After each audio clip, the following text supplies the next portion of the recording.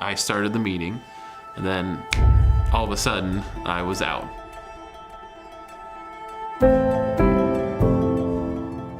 He had a grand mal seizure at work. And so they took him to the hospital and they did the scan, and there was a lemon-sized tumor taking up what looked like a quarter of his brain.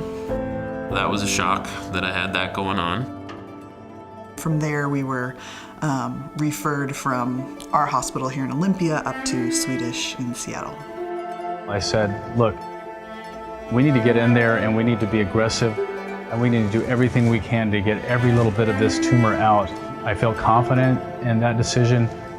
What was great is to have someone tell you they could help you. And that's what he said he could do. There's risks and benefits to doing, but he seemed to have more confidence that we'd get the benefits we needed.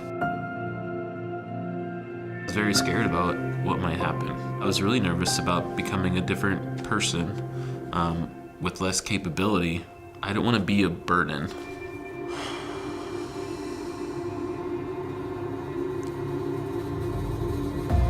You know, after the surgery, I got the great news that they got 90% of the tumor out, which was amazing. And Dr. Cobb came up to me, kind of shook my hand and said, "This is great, you look good."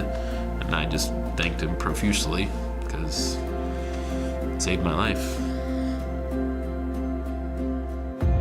I see people every day in the operating room in my clinic who have, malignant brain tumors, and I feel the urgency of the patient and their family members to get something done. So it kind of allows me to have laser-like focus on what will lead to treatments for these patients right here and now.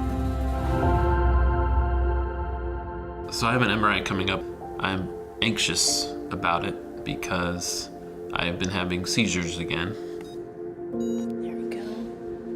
And I hadn't had those for several years. Keith, how are you doing? You doing okay? I'm more nervous now than I used to be because I have a child.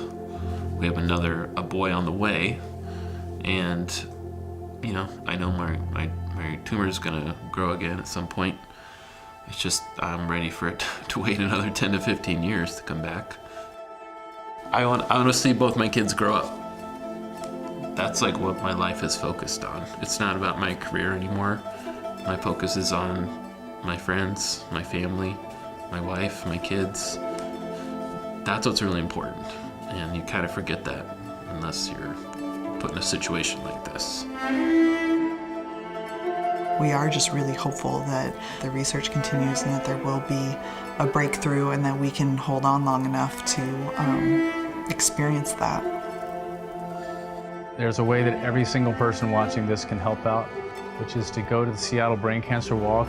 It's a day to celebrate the patients and their families and to raise money for this research that is critically needed.